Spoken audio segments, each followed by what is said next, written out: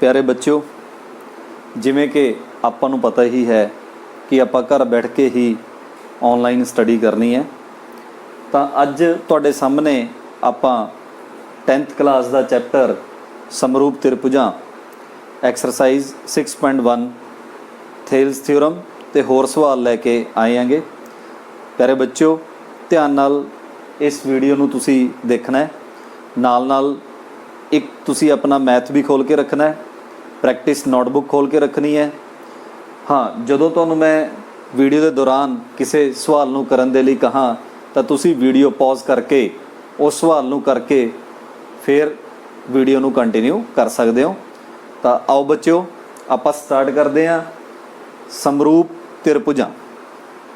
सब तो पहलां आपां गल करते हैं समरूप त्रिभुजां किस नूं आखदे हैं। आपां समरूप त्रिभुजा तो पहला आपां समरूप आकृतियां की गल करते हैं। समरूप आकृतियां तो एक त्रिकोण बना ली आपां, उसे आकार दी एक होर त्रिकोण बना ली, या आपां ने दो चतुर्भुज बनाए, मान लो आपां एक आयत बनाया, उन्ने ही आकार का एक होर आयत बनाया, तो इन्हां आकृतियां नूं आपां सर्बांग-सम आकृतियां कहने आ।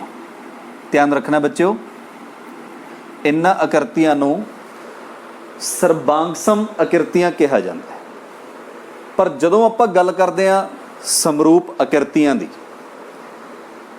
सर्बांग-सम दे विच तां उन्हां दा आकार इक्को जिहा होना चाहिए, साइज़ आपां बोलदे आ साइज़ इक्को जिहा होना चाहिए, शेप इक्को जी होनी चाहिए है, ठीक है।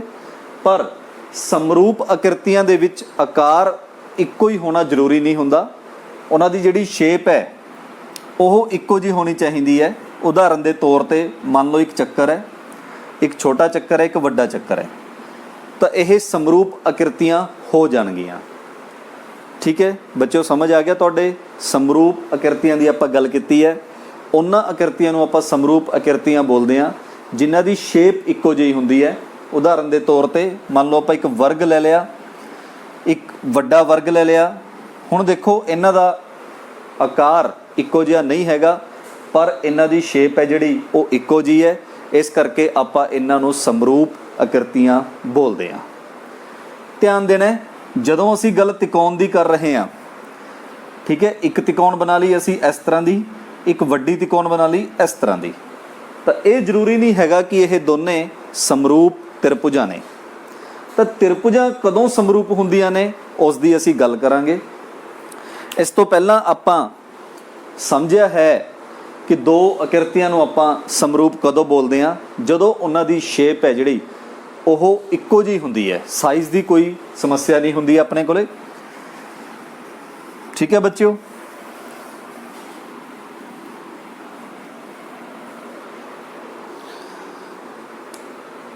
समरूप त्रिभुज आपां किस नूं बोलांगे?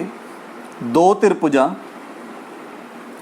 बहुभुजां दे किसी भी दो बहुभुजां दे विच कहा जाता है कि जेकर दो बहुभुजां दे विच उन्हां दे कोण बराबर होण, अनुसारी कोण बराबर होण, ते दूसरा उन्हां दीयां भुजावां दा अनुपात है जिहड़ा अनुसारी भुजावां दा अनुपात वो बराबर होना चाहिए, उन्हां आकृतियां नूं ही आपां समरूप बहुभुज बोलते हैं। मान लो अपने को कोई दो बहुभुज ने, जरूरी नहीं है कि त्रिभुजा ही होनिया चाहिए ने, आपां चतुर्भुज भी गल कर सकते हैं। दो चतुर्भुज की गल कर रहे हैं आपां, A B C D, P Q R S. जदों आपां दो चतुर्भुज की गल करते हैं तो किहड़ियां दो चतुर्भुजां नूं आपां समरूप बोलते हैं?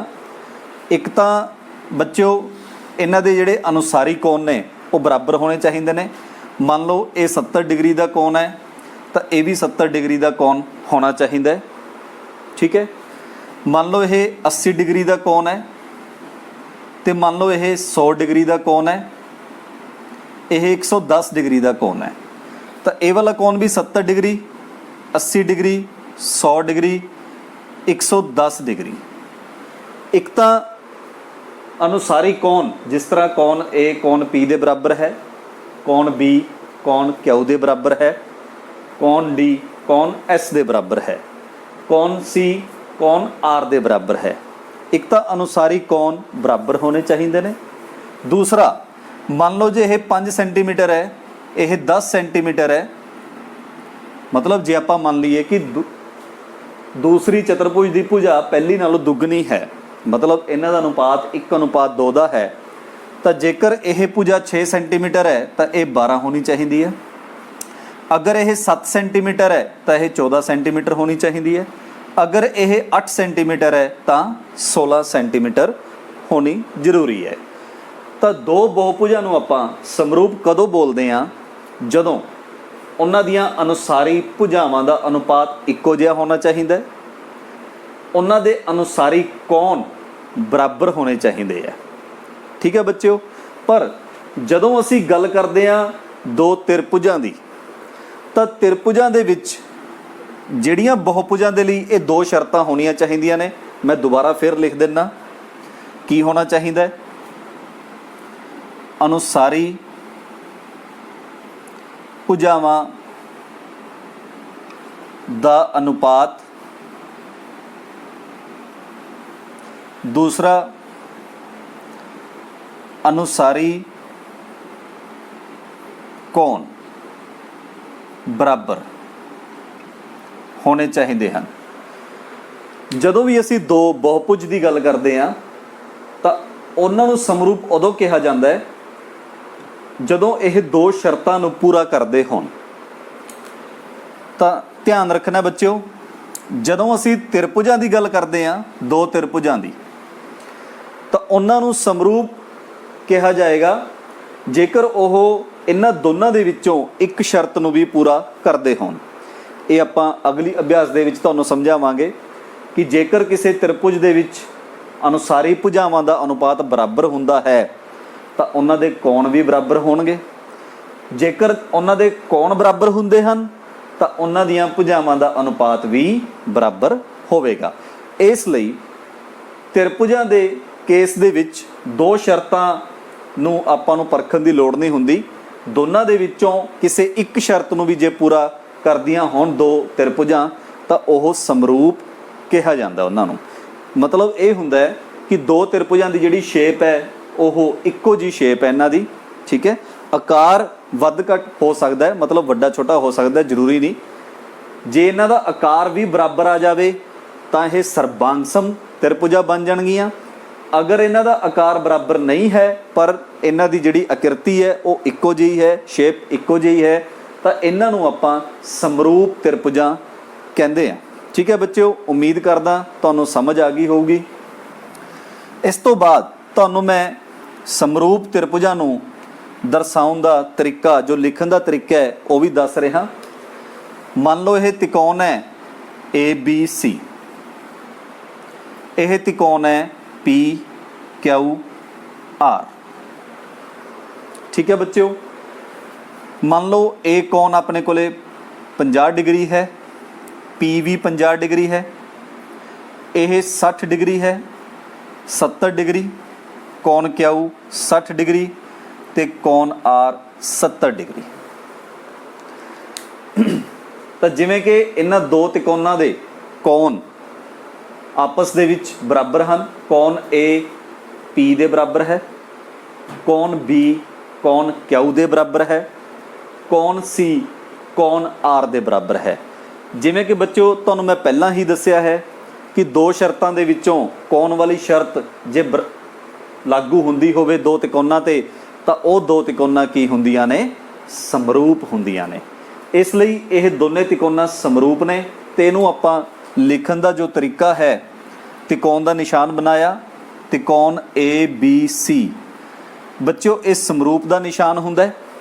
जिस तरह तुहानूं पता ही है ये वाला निशान सर्बांगसम त्रिकोणां वास्ते वरत्या जाता है, तो ये वाला जो चिन्ह है जिसनों आपां टाइडल भी कहते हाँ, ये चिन्ह समरूप त्रिभुजां नूं दर्शाउण दे लई वरत्या जाता है। त्रिकोण PQR। तो बच्चों इस तरीके नाल आपां लिखांगे कि जिहड़ी त्रिकोण ABC है वो त्रिकोण PQR दे समरूप है। ਇੱਥੇ ਇੱਕ ਗੱਲ ਨੋਟ ਕਰਨੀ ਬਣਦੀ ਹੈ ਬੱਚਿਓ, ਧਿਆਨ ਨਾਲ ਤੁਸੀਂ ਇਸ ਗੱਲ ਨੂੰ ਸਮਝਣਾ ਹੈ। ਕੌਣ A ਕਿਸ ਦੇ ਬਰਾਬਰ ਸੀ? ਕੌਣ P ਦੇ। ਕੌਣ B ਕਿਸ ਦੇ ਬਰਾਬਰ ਸੀ? Q ਦੇ। ਕੌਣ C ਕਿਸ ਦੇ ਬਰਾਬਰ ਸੀ? ਕੌਣ R ਦੇ। ਤਾਂ ਜਿਹੜਾ ਬਿੰਦੂ A ਹੈ ਉਹ P ਦਾ ਅਨੁਸਾਰੀ ਬਿੰਦੂ ਬਣ ਚੁੱਕਿਆ ਹੈ, B Q ਦਾ ਅਨੁਸਾਰੀ ਬਿੰਦੂ ਬਣ ਚੁੱਕਿਆ ਹੈ, C R ਦਾ ਅਨੁਸਾਰੀ ਬਿੰਦੂ ਬਣ ਚੁੱਕਿਆ ਹੈ। ਮਤਲਬ ਇੱਥੇ ਆਪਾਂ ਨੇ ਲਿਖਿਆ ਤਿਕੋਣ ABC ਤਿਕੋਣ PQR ਦੇ ਸਮਰੂਪ ਹੈ। ਇਹ ਬਿਲਕੁਲ ਠੀਕ ਹੈ। ਜੇ ਅਸੀਂ ਇਸ ਤਰ੍ਹਾਂ ਲਿਖਣਾ ਚਾਹੀਏ ਕਿ ਤਿਕੋਣ ABC ਤਿਕੋਣ PRQ ਦੇ ਸਮਰੂਪ ਹੈ ਤਾਂ ਬੱਚਿਓ ਇਹ ਬਿਲਕੁਲ ਹੀ ਗਲਤ ਹੋਵੇਗਾ। ਧਿਆਨ ਦੇਣ ਵਾਲੀ ਗੱਲ ਹੈ ਇੱਥੇ। ਕੀ ਧਿਆਨ ਦੇਣਾ ਹੈ ਆਪਾਂ? ਅਗਰ ਆਪਾਂ ਤਿਕੋਣ PRQ ਲਿਖਦੇ ਹਾਂ, ਇਹਦਾ ਮਤਲਬ ਜਿਹੜਾ ਬਿੰਦੂ A ਹੈ ਉਹ P ਦਾ ਅਨੁਸਾਰੀ ਬਿੰਦੂ ਹੈ, ਜਿਹੜਾ ਬਿੰਦੂ B ਹੈ ਉਹ R ਦਾ ਅਨੁਸਾਰੀ ਬਿੰਦੂ ਹੈ, ਪਰੰਤੂ ਕੋਣ B ਕੋਣ R ਦੇ ਬਰਾਬਰ ਨਹੀਂ ਹੈ। ਤਾਂ ਇਹ ਧਿਆਨ ਦੇਣਾ ਬੱਚਿਓ। ਤਿਕੋਣਾਂ ਨੂੰ ਸਮਰੂਪ ਲਿਖਣ ਵੇਲੇ ਜਿਹੜੇ ਬਿੰਦੂ ਇੱਕ ਦੂਸਰੇ ਦੇ ਅਨੁਸਾਰੀ ਨੇ ਉਸੇ ਤਰਤੀਬ ਦੇ ਵਿੱਚ ਲਿਖਣਾ ਜ਼ਰੂਰੀ ਹੈ। ਉਮੀਦ ਕਰਦਾ ਤੁਸੀਂ ਸਮਝ ਗਏ ਹੋਵੋਗੇ ਕਿ ਦੋ ਤਿਕੋਣਾਂ ਨੂੰ ਸਮਰੂਪ ਕਦੋਂ ਕਿਹਾ ਜਾਂਦਾ ਹੈ। ਤਾਂ ਬੱਚਿਓ ਆਪਾਂ ਨੇ ਹੁਣ ਤੱਕ ਇੱਕ ਵਾਰ ਆਪਾਂ ਦੁਹਰਾਈ ਕਰਦੇ ਹਾਂ। ਆਪਾਂ ਨੇ ਕੀ ਸਿੱਖਿਆ ਹੈ? ਸਭ ਤੋਂ ਪਹਿਲਾਂ ਤੁਹਾਨੂੰ ਦੱਸਿਆ ਸੀ ਕਿ ਕਿਸੇ ਦੋ ਆਕ੍ਰਿਤੀਆਂ ਨੂੰ ਸਮਰੂਪ ਆਕ੍ਰਿਤੀਆਂ ਕਦੋਂ ਕਿਹਾ ਜਾਂਦਾ ਹੈ। ਤੁਹਾਨੂੰ ਦੱਸਿਆ ਸੀ ਜਦੋਂ ਉਹਨਾਂ ਦੀ ਇੱਕੋ ਜਿਹੀ ਆਕ੍ਰਿਤੀ ਹੈ ਉਹ ਹੋਵੇ, ਆਕਾਰ ਭਾਵੇਂ ਉਹਨਾਂ ਦਾ ਬਰਾਬਰ ਨਾ ਹੋਵੇ, ਤਾਂ ਉਹਨਾਂ ਨੂੰ ਆਪਾਂ ਸਮਰੂਪ ਆਕ੍ਰਿਤੀਆਂ ਆਖਦੇ ਹਾਂ। ਉਸੇ ਤਰ੍ਹਾਂ ਆਪਾਂ ਨੇ ਜੇ ਬਹੁਭੁਜਾਂ ਨੂੰ, ਜਿਸ ਤਰ੍ਹਾਂ ਆਪਾਂ ਚਤੁਰਭੁਜ ਵਾਲੀ ਉਦਾਹਰਨ ਲੈਤੀ ਸੀ, ਬਹੁਭੁਜਾਂ ਨੂੰ ਸਮਰੂਪ ਸਿੱਧ ਕਰਨਾ ਹੁੰਦਾ ਹੈ ਤਾਂ ਸਾਨੂੰ ਦੋ ਸ਼ਰਤਾਂ ਦੀ ਜ਼ਰੂਰਤ ਹੁੰਦੀ ਹੈ। ਪਹਿਲੀ ਸ਼ਰਤ, ਯੈਸ ਬਿਲਕੁਲ ਸਹੀ ਬੱਚਿਓ, ਪਹਿਲੀ ਸ਼ਰਤ ਕੌਣ ਅਨੁਸਾਰੀ ਕੌਣ ਬਰਾਬਰ ਹੋਣੇ ਚਾਹੀਦੇ ਹਨ, ਤੇ ਦੂਸਰੀ ਸ਼ਰਤ ਬਿਲਕੁਲ ਠੀਕ, ਅਨੁਸਾਰੀ ਭੁਜਾਵਾਂ ਦਾ ਅਨੁਪਾਤ ਬਰਾਬਰ ਹੋਣਾ ਚਾਹੀਦਾ ਹੈ। ਪਰ ਬੱਚਿਓ ਜਦੋਂ ਆਪਾਂ ਗੱਲ ਕਰਦੇ ਹਾਂ ਤ੍ਰਿਭੁਜਾਂ ਦੀ ਤਾਂ ਤੁਹਾਨੂੰ ਕੀ ਦੱਸਿਆ ਸੀ? ਸ਼ਾਬਾਸ਼, ਆਪਾਂ ਨੂੰ ਦੋਨੇ ਸ਼ਰਤਾਂ ਨੂੰ ਦੇਖਣ ਦੀ ਜ਼ਰੂਰਤ ਨਹੀਂ। ਇੱਕ ਸ਼ਰਤ ਵੀ ਜੇ ਲਾਗੂ ਹੁੰਦੀ ਹੈ ਤਾਂ ਇਹ ਦੋ ਤਿਕੋਣਾ ਕੀ ਹਨ? ਸਮਰੂਪ ਹਨ। ਉਦਾਹਰਨ ਦੇ ਤੌਰ ਤੇ